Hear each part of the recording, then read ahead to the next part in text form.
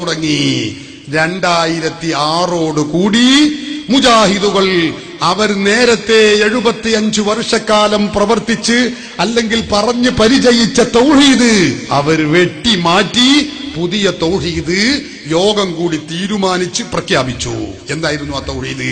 2006 ഡിസംബറിൽ പ്രസിദ്ധീകരിച്ച ഇസ്ലാഹ് മാസികയിൽ അത് തുറന്നെഴുതി. എന്ത്? അവർ അതുവരെ പറഞ്ഞ തൗഹീദിനെ മാറ്റിക്കൊണ്ട് പറഞ്ഞു, മനുഷ്യ കഴിവിനപ്പുറത്തുള്ളത് അള്ളാഹിനോട് മാത്രമേ ചോദിക്കാൻ പറ്റുള്ളൂ എന്നല്ലേ നേരത്തെ പറഞ്ഞത്.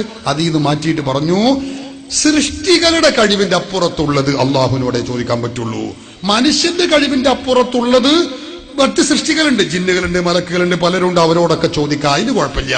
സൃഷ്ടികളുടെയും കഴിവിന്റെ അപ്പുറത്തുള്ളതേ അള്ളാഹുവിനോട് ചോദിക്കേണ്ടതുള്ളൂ, അല്ലാത്തത് അത് സൃഷ്ടികളോട് ചോദിക്കുമ്പോഴേ ശിർക്കാവുള്ളൂ എന്ന് പറഞ്ഞ് 2006 അവസാനത്തിൽ തൗഹീദ് ഔദ്യോഗികമായി മാറ്റിയതായി പ്രഖ്യാപിക്കുന്നു. നിങ്ങൾ നോക്കണം, 2007 തൗഹീദ് ഒരു യോഗം കൂടി മാറ്റിയപ്പോ എന്തു സംഭവിച്ചു? നേരത്തെ ഇസ്ലാഹി പ്രസ്ഥാനം എന്ന മുജാഹിദുകൾ ഓഫീസിൽ നിന്ന് വിതരണം ചെയ്യുന്ന ഈ പുസ്തകത്തിൽ പറഞ്ഞ ഒരുപാട് ശിർക്കുകൾ ഉണ്ടല്ലോ, അതൊക്കെ തൗഹീദായി. അതാ രസം. നേരത്തെ ശിർക്കായിരുന്നതൊക്കെ തൗഹീദായി. ഇത് ഞാൻ വെറുതെ പറയല്ല, ഞാൻ എല്ലാം നിങ്ങൾക്ക് കേൾപ്പിച്ചു തരാം. അതിൽപ്പെട്ട എല്ലാം കൂടി പറയുമ്പോഴേക്ക് ഞാൻ പറഞ്ഞല്ലോ സമയം കുറെ വേണ്ടിവരും. ചില ഉദാഹരണങ്ങൾ മാത്രം കാണിക്കാം. എന്തായിരുന്നു? അതിൽപ്പെട്ട ഒരു കാര്യമാണ് പ്രാർത്ഥന.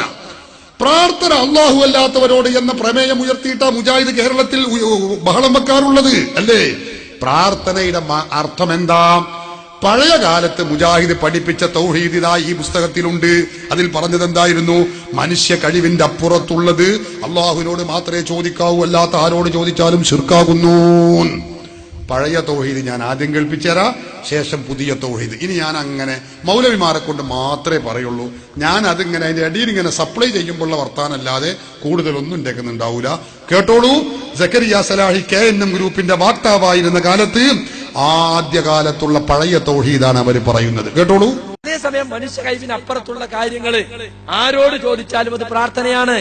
അത് ജിന്നിനോട് ചോദിച്ചാലും, മലക്കിനോട് ചോദിച്ചാലും, മഹാത്മാക്കളോട് ചോദിച്ചാലും. കണ്ടോ? കേട്ടോ? മനുഷ്യ കഴിവിന്റെ അപ്പുറത്തുള്ളത് ആരോട് ചോദിച്ചാലും അത് പ്രാർത്ഥനയാണ്.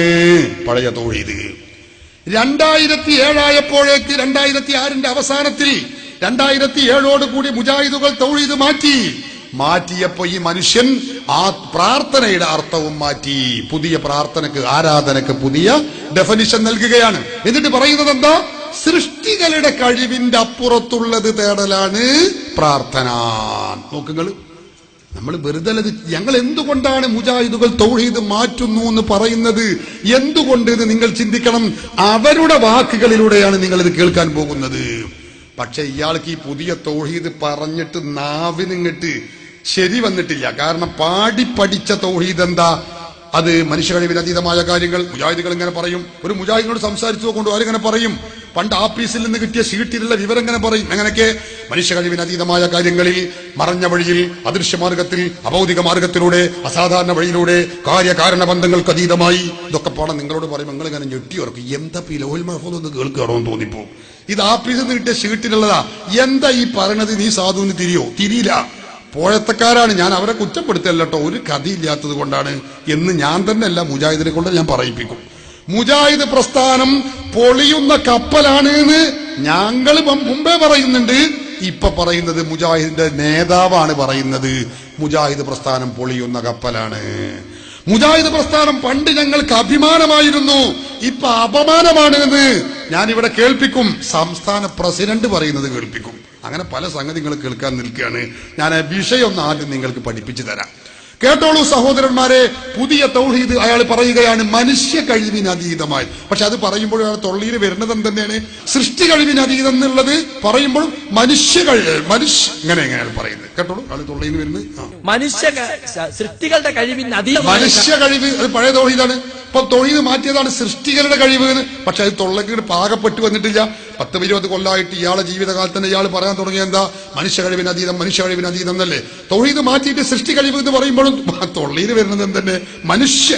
പിന്നെ ഒരാൾ കൊഞ്ഞപ്പടുള്ള ആളുകൾ, വിക്കുള്ള ആളുകൾ സംസാരിക്കുമ്പോൾ സൃഷ്ടി കഴിവിന് അതീതം. കേട്ടോ? ഒന്നുകൂടി സൃഷ്ടികളുടെ കഴിവിന് അതീതമായ കാര്യങ്ങളിൽ സഹായം അതാ തൗഹീദ് മാറുകണത്. എന്നിട്ട് പറയട്ടെ, ചോദിക്കുന്നതിനാണ് പ്രാർത്ഥന എന്ന് പറയാം.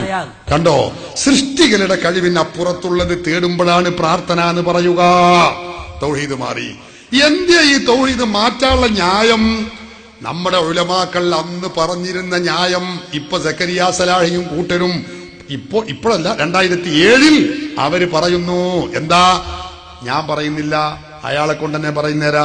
ഈ തൗഹീദ് പൊളിയുന്ന തൗഹീദാണ് എന്ന് എന്തുകൊണ്ടാ പറയുന്നത്? സക്കരിയ വിശദീകരിക്കുന്നത് കേട്ടോളൂ. എന്നാൽ ഈ സുല്ലമി പറയുന്നു, മനുഷ്യ കഴിവിന് അതീതമായ കാര്യങ്ങളിൽ അള്ളാഹു അല്ലാത്ത ആരോട് സഹായം തേടിയാലും ശിർക്കാണ്. അപ്പോ നമുക്ക് വലിയൊരു മരം വലിക്കണം, മനുഷ്യന്മാരെ കൊണ്ട് വലിച്ചാക്കാവൂല. അപ്പൊ നമ്മളൊരു ആനയെ കൊണ്ടുവന്നു. അതോടുകൂടി സുല്ലമിന്റെ കണക്കനുസരിച്ച് ശിർക്കായി. കാരണം മനുഷ്യ കഴിവിന് അതീതമായ കാര്യങ്ങളിൽ ആനയോട് സഹായം തേടിയില്ലേ? അതുപോലെ തന്നെ ഒരു കളവ് തെളിയിക്കാൻ എല്ലാ നിലക്ക് ശ്രമിച്ചിട്ടും സാധിക്കുന്നില്ല. അപ്പോ CIയും SI ഒക്കെ കൂടി ഒരു പോലീസ് നായയെ കൊണ്ടുവന്നു. അപ്പൊ നമ്മള് പോലീസ് നായയുടെ സഹായം തേടി മനുഷ്യ കഴിവിന്റെ അപ്പുറത്തുള്ള കാര്യത്തിൽ അപ്പൊ ശിർക്കായി. ഉളുപ്പുണ്ടോ മടവൂരികളെ നിങ്ങൾക്ക്? ഉളുപ്പുണ്ടോ? അപ്പൊ ഈ ഉളുപ്പ് ആദ്യം വേണ്ടതായിരിക്കാം മൂപ്പർക്കല്ലേ. കാരണം മൂപ്പരല്ലേ ഈ തൗഹീദ്